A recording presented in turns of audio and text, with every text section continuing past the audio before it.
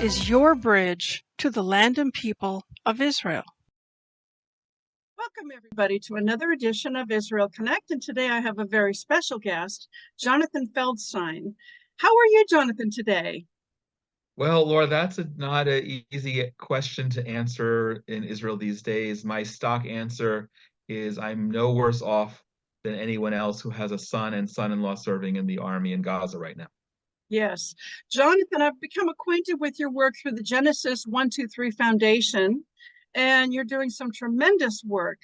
Let me just, why don't you tell us a little bit more about yourself and how it is that you began working, building bridges and outreaching to Christians? How did that get started Wow. for you? Great story. I could go on for hours.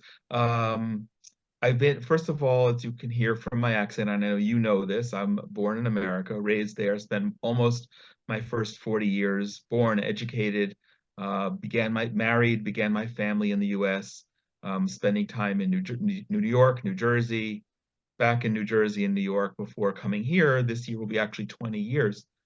So I have 6 children. My youngest was born here. The oldest 5 were between 3 and 11 when we came to Israel in 2004. And so they've all spent now most of their lives. And it's wonderful to talk to you today on the 3rd birthday of my 2nd grandson, and the second of 3 of whom were all born in Israel as the next generation. I've been in nonprofit work for, I guess, about 35 years. But from the beginning, when I lived in Atlanta, I worked at the Israeli consulate. And this is where God called me and put on my heart to build bridges between Jews and Christians. But I really didn't know what that meant or how I would implement that. And it didn't click with me until I was actually here in the land. And I began working with different organizations. And honestly, and I don't know that you and I have had this conversation, but I'm very candid about it, and it's important. Many organizations simply want to objectify Christians as a faith-based ATM to get money out without building relations. And I didn't like that model. I think this is something that's much more than a fundraising campaign. This is actually, first of all, it's a calling. And second of all, it's really something that's divine, even if it's not a calling for me. So, goodness, how many years ago?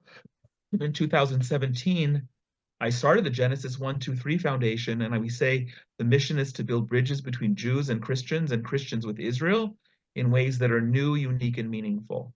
And what that means is there are 2 important pillars for that. One is not everything's about money. Prayer is God's currency, and we've been doing so many prayer events, just connecting people, and that's so important as individuals, and it's so important as Jews and Christians separately, and it's really important and as Jews and Christians together. So prayer and other ways of just connecting with people, and educating and building sincere relationships. And the other piece is I'm not looking to compete with what other people are doing. I don't want to be the next best or ever be in a situation to even suggest that I'm working in this field, in this area in a way that's better or different than anyone else. We look for new things to do. So our very first project, just as an illustration, is called Run for Zion. It got stalled by the pandemic, and it's stalled again this year because of the war. But it's the first Christian program around the Jerusalem Marathon. And I went to the mayor of Jerusalem then, and I said, how come you've never promoted of all marathons in the world, even if you're just someone who casually runs 5 or 10 kilometers a few times a week for exercise, if you're a Christian, this is the most significant place in the world to run. And he got it, and he gave his blessing, and we had 2 great years of success.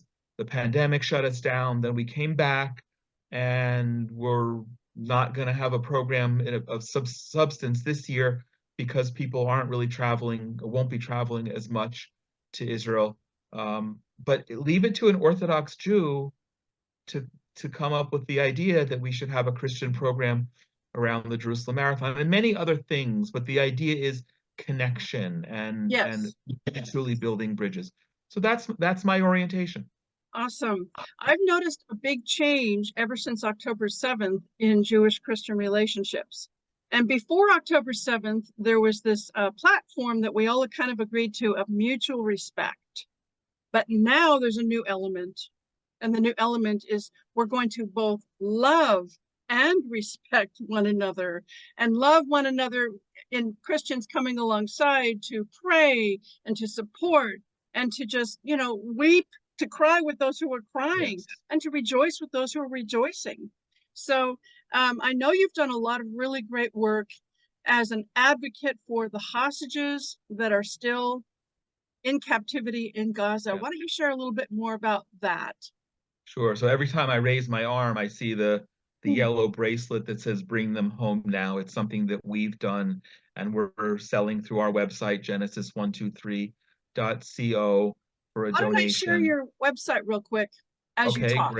great. So we have a petition. Two things. We did this because we want it to be on everyone's mind all the time, and to be able to demonstrably wear their support for Israel wherever. And I did a radio interview, and I said, even when I take a shower, that's the only thing that's on, but it's always on. It's never coming off. And so that's kind of important. Right, there you go. So you see the bracelet. And then the other thing about the hostages, which is on the other side of the screen, is the petition, which is so important. And we've got we've got many thousands of names from last time I checked, over 70 nations. We have a version in French. This one happens to open up in French and in English and in Spanish. And it's so important because the text, as you see there, goes to the Secretary General of the United Nations, the Red Cross, both of which have been abysmal as far as helping the hostages in any substantive way, the heads of the G7 countries, and every single country, 33 countries who had citizens who were kidnapped in Gaza, basically saying, we need to give Israel the bandwidth, that's not the word I want to use, the leeway to be able to do what's necessary, and not, as it says on the bracelet, just to bring them home. That's a passive thought. We need to demand that they be freed, that the world pressure Hamas and not pressure Israel.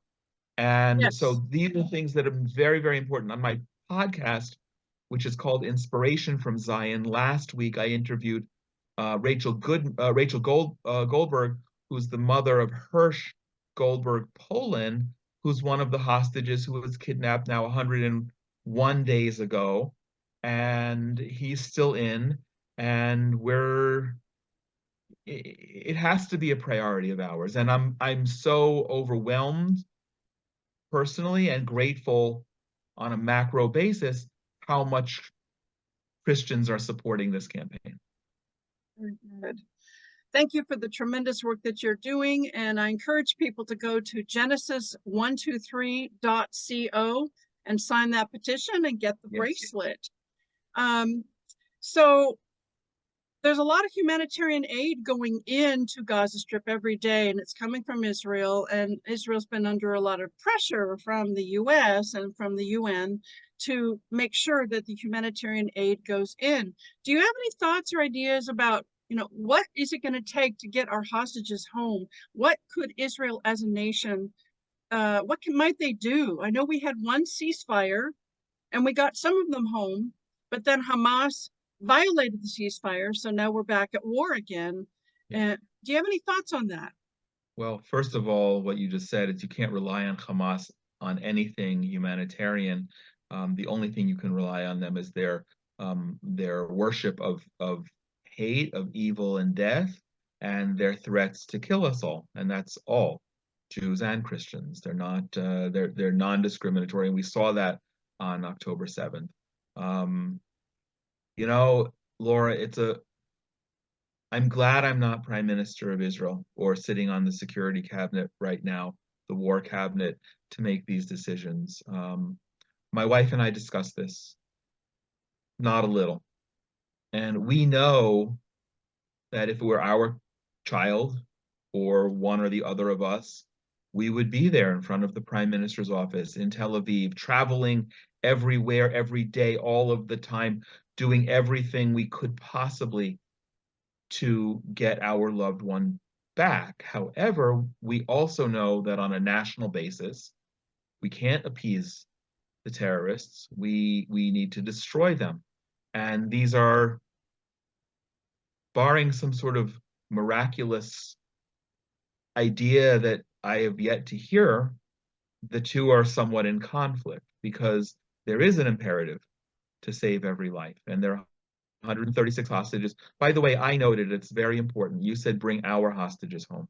Yes. It's not only Jews and Christians. You represent the best of that, and I'm grateful. But it's also, we have to note that on October 7th, I don't know how many Americans were taken hostage, but there are still 6 believed to be alive and 2 who are believed to be dead, who are American citizens, as well as the third largest number of Americans killed in any one incident since September 11th that took place on October 7th. So we are all in it together as Jews and Christians and as Americans and as Israelis and nationals of other countries. I can make the case to send more humanitarian aid in. I don't know that I would only do so, I think, if it were on the condition of getting human beings out.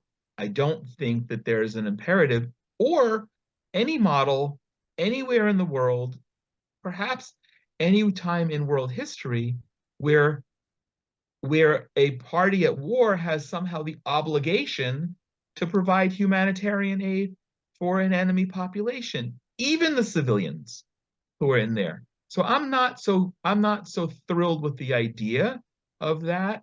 I understand the politics behind it. If it were up to me, and I don't know how to do this, I would decimate Hamas with every ounce of strength that we have. At the same time, leave no stone unturned to get the hostages back. The problem is, and you know this, I hate to think of the soldiers who accidentally killed the 3 hostages who had survived and were alive. They were there. And nobody wants to be in a position of bombing a building or a tunnel or in anything where we don't know that a dozen hostages might be still alive. It's